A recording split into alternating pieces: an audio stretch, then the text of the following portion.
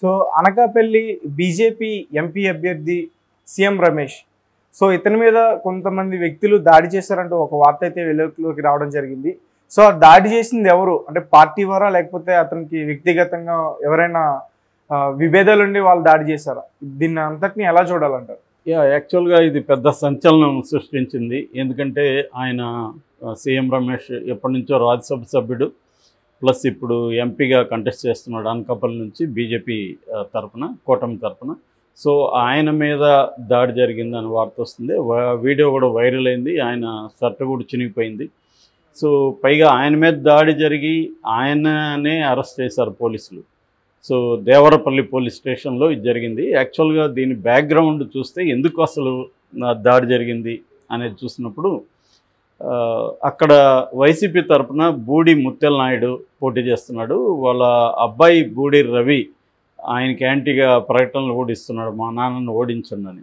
ఇది సీఎం రమేషే చేయించాడు, నా కొడుకుదని నన్ను యాంటీగా మార్చి సీఎం రమేష్ డబ్బులు ఇచ్చి ఇలాగా చేయిస్తున్నాడు అనేది బూడి ముత్యాల నాయుడు ఆరోపిస్తున్నాడు. సో ఇది ఎప్పటి నుంచో జరుగుతుంది. అంటే బూడి ముత్యాల నాయుడు ఫ్యామిలీలోనే కొంతమంది సీఎం రమేష్ వైపు ఉన్నారు. వాళ్ళ బూడి ముత్యాల నాయుడు మొదటి భార్య, తమ్ముడు, వీళ్ళందరూ కూడా ఇటువైపు ఉన్నారనమాట. సో ఒక రకం ఏంటంటే బూడి ముత్యాల నాయుడికి తన కుటుంబంలో చిచ్చు పెట్టాడు ఇతను వచ్చి ఎలక్షన్ల పేరుతో. డబ్బులు ఇతని దగ్గర బ్రహ్మాండంగా డబ్బులు ఉన్నాయి. ఇతను రకరకాల స్కాములు చేసి బీజేపీలో ఉండడం వల్ల సేవ్ అయ్యాడు, దానికోసం బీజేపీలోకి వెళ్ళాడు. సో ఆ డబ్బులు తీసుకొచ్చి ఇక్కడ విపరీతంగా వెజ్జల్లి నా కుటుంబంలో కూడా చిచ్చు పెట్టాడు అనేది అతను ఆరోపిస్తున్నాడు. సో ఈ కాంటెక్స్ట్లో మొన్న ఏం జరిగిందంటే అగ్రికల్చరల్ డ్రోన్స్ ఉంటాయి కదా, అగ్రికల్చరల్ డ్రోన్స్ ద్వారా బీజేపీ జెండాలు ఎగరవేయడం మొదలుపెట్టారు. అనేక గ్రామాల్లో బయటికి వెళ్ళి జెండాలు ఎగరేస్తున్నారు. సో అది బూడి ముత్యాల నాయుడు విలేజ్ తావూరు అనుకుంటా, ఆ విలేజ్లో కూడా ఎగరేశారు. అది వాళ్ళ ఇంటి మీద కూడా వచ్చాయి. సో దాంతో వాళ్ళు ఆగ్రహం వ్యక్తం చేశారు. ఎవర్రా మా పర్మిషన్ లేకుండా మా ఇండ్ల మీద అంతా మీరు ఎట్లా చేస్తారనేది బూడి ముత్యాల నాయుడు గొడవ వేసుకున్నాడు. సో వాళ్ళ భార్య, అంటే మొదటి భార్య వాళ్ళ తమ్ముడు వాళ్ళ ఇంటి మీదకి వెళ్ళి వాళ్ళని కొట్టినట్టుగా తెలుస్తుంది. సో తర్వాత గంగాధర్ అని ఒక బీజేపీ లోకల్ నాయకుడిని కూడా బూడి ముత్యాల నాయుడు వర్గం పోయి కొట్టింది. సో దీనికి వీళ్ళని సేవ్ చేయడం కోసం అన్నట్టుగా తను వెళ్ళాడు అక్కడికి, సీఎం రమేష్ తన బ్యాచ్ని తీసుకొని. సో ఆ రెండు వర్గాల మీద గొడవలు స్టార్ట్ అయినాయి. అసలు మీకు పర్మిషన్ ఉందా, పోలీస్ పర్మిషన్ లేకుండా మీరు ఎలాగా డ్రోన్స్ వాడుతున్నారు సో అనేది వీళ్ళు అడిగారు. సో ఇలాగా గొడవలయ్యి అది దేవరపల్లి పోలీస్ స్టేషన్లో ధర్నా చేయడానికి ఇతను వెళ్ళి కూర్చున్నాడు అక్కడ సీఎం రమేష్. అక్కడ పోలీసులు ఏం చేశారంటే ఇతని మీదే కేసులు పెట్టి ఇతన్ని అరెస్ట్ చేసి తర్వాత వదిలినట్టు ఉన్నారు. సో మామూలుగా అరెస్ట్ అంటే ఏంటంటే లోపలికి తీసుకొని వాళ్ళ దగ్గర బైండెడ్ ఇది తీసుకుంటారు అనమాట. మేము ఇంకా చెయ్యను అన్నట్టుగా ఒక సంతకం తీసుకొని గొడవలు చేయమని వదిలేస్తుంటారు. సో అలాగా ఆయన కూడా వదిలిపెట్టినట్టుగా తెలుస్తుంది అనమాట. బైండ్ ఓవర్ అంటారు దాన్ని. సో అట్లా బైండ్ ఓవర్ తీసుకొని వదిలినారని చెప్తున్నారు. సో ఏమైనా అక్కడ అనకాపల్లిలో ఏంటంటే సీఎం రమేష్ కొంచెం హంగామా అయితే ముందు నుంచి కూడా డే 1 నుంచి కూడా చేస్తున్నాడు. ఎందుకంటే సీఎం రమేష్ ఖచ్చితంగా ఈసారి గెలవాలి, గెలిస్తే సెంట్రల్లో తనకి మంత్రి పదవి వచ్చే అవకాశం ఉందనేది కూడా అతను ఫీల్ అవుతున్నట్టున్నారు. అందుకని ఒక రకంగా సీఎం రమేష్కి పురంధేశ్వరికి కూడా తెలియని ఒక కాంపిటీషన్ ఉంది. అంటే ఆంధ్రప్రదేశ్ నుంచి ఒకరికే మంత్రి ఇచ్చే అవకాశం ఉంది. సో ఎవరు గెలవాలి, ఇద్దరు గెలిస్తే ఆమెకు పోయే అవకాశం కూడా ఉంటుంది. ఎందుకంటే మహిళా కోటా కాబట్టి మహిళా కోటాలో ఆమెకి వెళ్ళే అవకాశం కూడా ఉంది. సో అందుకని అక్కడ బీజేపీలో కూడా కొమ్ములాట్లు ఉన్నాయని చెప్తున్నారు. అంటే రమేష్ ఓడిపోవాలని ఆమె కోరుకోవడం, ఆమె ఓడిపోవాలని ఈయన కోరుకోవడం, ఇలాంటివి జరుగుతున్నాయనేది కూడా ఉంది. ఏదేమైనా రమేష్ ఏంటంటే తాను గెలిస్తే ఏదో ఒక మంత్రి పదవి కాకపోయినా ఇంకేదన్నా పదవులు కూడా సంపాదించుకోవచ్చు. ఎందుకంటే ఆయనకి డైరెక్ట్గా ఇటు మోడీతోనూ డైరెక్ట్గా అమిత్ షాతోనూ రేపో ఉంది. మనం చూసాము చాలాసార్లు ఆయన ఫ్లైట్లోనే చంద్రబాబు ఢిల్లీ వెళ్ళడం, అక్కడ కలవడం, వాళ్ళ మీటింగ్ ఏర్పాటంతా కూడా రమేషే చూసుకోవడం. ఇట్లా ఆయన ఎందుకంటే బిజినెస్ మ్యాన్, డబ్బులు ఉన్నాయి. సో అనేక రాష్ట్రాల్లో ఆయనకు వ్యాపారాలు ఉన్నాయి. ఆ మధ్య కూడా మనం చూసాము మన హిమాచల్ ప్రదేశ్లో కూడా ఆయనకు 1000 కోట్ల పైన కాంట్రాక్ట్ వచ్చింది. అందుకని ఆయన 30 కోట్లు కాంగ్రెస్ పార్టీకి ఆయన ఫండ్ ఇచ్చినట్టుగా కూడా మనకి న్యూస్ వచ్చింది. అంటే ఆ బాండ్, ఎలక్ట్రల్ బాండ్లో 30 కోట్లు ఈయనుకొని కాంగ్రెస్ పార్టీకి ఇచ్చారు. అప్పుడు అందరూ కూడా అసలు ఈయన చంద్రబాబు మనిషి బీజేపీలో ఉన్నాడు, కాంగ్రెస్కి ఎందుకు ఇచ్చాడు, ఇటు తెలుగుదేశంకి ఇలా ఇతను బీజేపీకి ఇలా ఎలక్ట్రల్ బాండ్స్ ఇవ్వలేదు, మరి కాంగ్రెస్కి ఎందుకు ఇచ్చాడు అనేది అప్పట్లో అందరూ ఆరాధిస్తే ఫైనల్గా తెలిసింది ఏంటంటే ఈయనకి ఆ రాష్ట్రంలో ఒక 1000 కోట్ల పైన కాంట్రాక్ట్ వచ్చింది. దానికోసమే ఈయన 30 కోట్లు అక్కడ కాంగ్రెస్ ప్రభుత్వానికి ఇచ్చాడు అనేది తెలుసు. మామూలు ఇది బిజినెస్లు చేసుకునేటప్పుడు ప్రతి బిజినెస్ కుటుంబం కూడా, కంపెనీ కూడా ఆ రాష్ట్రంలో ఉండే పొలిటికల్ పార్టీకి, అధికారంలో ఉండే పొలిటికల్ పార్టీలకి ఫండ్ ఇవ్వడం అనేది వెరీ వెరీ కామన్.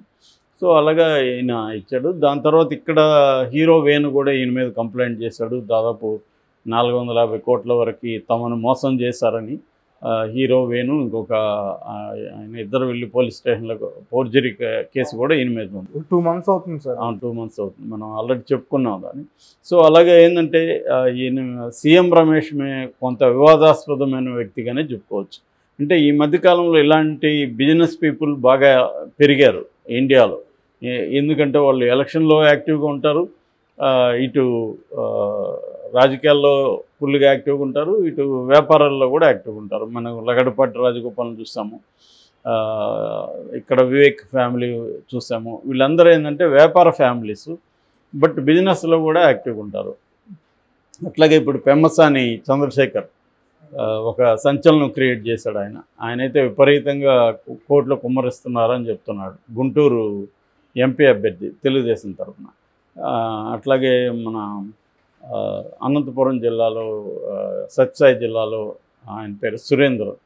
సో ఇలాగా డబ్బున్న బ్యాచ్ విపరీతంగా, అంటే 1000 కోట్ల లేకపోతే 100 కోట్ల డబ్బులున్న వాళ్ళు ఎంపీలు ఎమ్మెల్యేలుగా కంటెస్ట్ చేయడం వల్ల ఇంతకు ముందు కంటే ఈసారి విపరీతంగా డబ్బు ప్రవహిస్తుంది. అందుకని ఇప్పటికే దాదాపు 300 కోట్ల వరకు పట్టుబడిన డబ్బులే అంతుంది. సో పట్టుబడిందే 300 అంటే ఈజీగా అక్కడ ఎంత 1000 కోట్లు అయితే ప్రవహిస్తూ ఉంది. సో అందువల్ల కూడా ఇక్కడ బాగా టైట్ ఉన్నప్పుడు ఏమవుతుందంటే ఎవరు గెలుస్తారు అనే దానికి కొద్దిగా కష్టపడితే మనం గెలుస్తాం అన్న పద్ధతి ఉంది. సో వాళ్ళు ఎంత ఇచ్చారు, మనం ఎంత ఇచ్చాము అన్నది ఇప్పుడు ఒక చూసుకుంటున్నారు. ఎందుకంటే ఎవరైనా ఒకరిచ్చి ఇంకొకరికి పోతే తీసుకున్న అతను హర్ట్ అవుతాడు. ఎందుకంటే నేను అంతా ఇదే, నన్ను కేర్ చేయరా వీళ్ళు అన్న ఫీలింగ్. కనీసం అతనికి ఒకడు 10,000 ఇస్తే ఇతను 5,000 అన్న ఇస్తే అతను ఈగో సాటిస్ఫై అవుతుంది తీసుకున్నాడు. ఇప్పుడు అలాగే అయిపోయారు ఓటర్స్ కూడా. ఏంటంటే డబ్బులు ఇస్తే వాళ్ళేమి ఓట్లు వేయట్లేదు. డబ్బులు ఇవ్వడం అనేది నెసరీ కండిషన్, అంటే అందరూ ఇవ్వాల్సిందే. అయితే సబ్సెంట్ కండిషన్ ఏందనేది తెలీదు.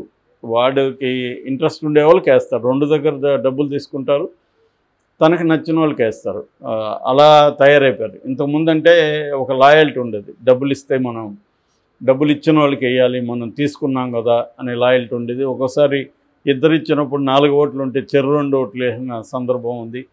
ఇట్లా ఉండేది, అంటే డబ్బుల పట్ల ఒక లాయల్టీ ఉండేది. ఇవాళ జనంలకు కూడా ఏమి వెళ్ళిందంటే వీడి డబ్బులా ఇస్తున్నాడు, మన దగ్గర సంపాదించిందే కదా, వీళ్ళు అవినీతికి పాల్పడి అక్రమాలు చేసి సంపాదించిందే కదా, కాబట్టి మనం ఎందుకు లాయల్గా ఉండాలి, ఇచ్చిన వాళ్ళ దగ్గర తీసుకుందాం, మనకు నచ్చిన వాళ్ళకి వేద్దాం అన్న ఒక క్లారిటీకి జనం వచ్చేసారు ఇప్పుడు. సో ఇదొక రకంగా మంచిదే, అంటే డబ్బుల వల్లనే పని అవుతుంది అనేది పోయింది. సో వాళ్ళకి వేరే ఫ్యాక్టర్స్ కూడా ఆ వ్యక్తుల మీద పనిచేస్తాయి. అంటే కేవలం ఇప్పుడు 5 ఏళ్ల పరిపాలన అంతా వేస్ట్ కదా డబ్బుల వల్ల పని అయితే. సో డబ్బులే ఓటును కొనేటైతే ఇంకా 5 ఏళ్ళు పరిపాలన ఎందుకు? సో 5 ఏళ్ళు ఇష్టం వచ్చినట్టు పరిపాలించేసి డబ్బులతో కొనేయచ్చు కదా. కాబట్టి ఏంటంటే అందుకని ఏంటంటే పరిపాలన కూడా వెరీ ఇంపార్టెంట్. సంక్షేమం కావచ్చు, పరిపాలన గవర్నెన్స్ కావచ్చు, అభివృద్ధి కావచ్చు, ఇవన్నీ కూడా ఇంపార్టెంట్ అనేది మనకి ఎప్పుడు వస్తుందంటే వాటి బేరీజ్ వేసుకొని ఓటు వేస్తున్నప్పుడు గవర్నమెంట్లోకి వచ్చిన వాళ్ళు భయపడతారు. లేదంటే వాళ్ళు ఇష్టం వచ్చినట్టు చూసుకొని లాస్ట్లో వీళ్ళకి డబ్బులు పడేస్తే ఓట్లు వేస్తారులే అన్న ఫీలింగ్ కానీ వాళ్ళకి వచ్చిందంటే మాత్రం అది it will be a dangerous thing. యాక్చువల్గా డబ్బులు తీసుకోకుండా వెయ్యాలి, కానీ ఇవాళ బలవంతంగా ఇస్తా ఉంటారు. తీసుకోకపోతే మళ్ళీ అదొక ఇబ్బంది. ఎందుకంటే వీడు మాకు ఏవి కాబట్టి నువ్వు తీసుకోవట్లేదు అనేది. అందుకని కూడా భయంతో చాలామంది డబ్బులు ఇస్తే తీసుకునేస్తున్నారు. సో ఈ కాంటెక్స్ట్లో డబ్బు బాగా వెదజల్లే వాళ్ళలో సీఎం రమేష్ ఒకడు. అతను కొంత అక్కడ గందరగోళం క్రియేట్ చేయడానికి అతను దూకుడు కూడా ఒక కారణం అని చెప్పచ్చు. సార్ అంటే ఎలక్షన్ కోడ్ నడుస్తుంది కదా, అరెస్ట్ చేయడం వల్ల తనకి ఇబ్బంది అయ్యే అవకాశం ఉంటుంది. ఇబ్బంది ఏం లేదు. అంటే అరెస్ట్ అంటే దీని మీద ఆయన మామూలుగా ఇట్లాంటి చిన్న గొడవలు జరిగినప్పుడు ఇరు వర్గాలు కంప్లైంట్ చేసుకుంటారు, ఇరు వర్గాల్ని అరెస్ట్ చూపించి వదిలేస్తారు.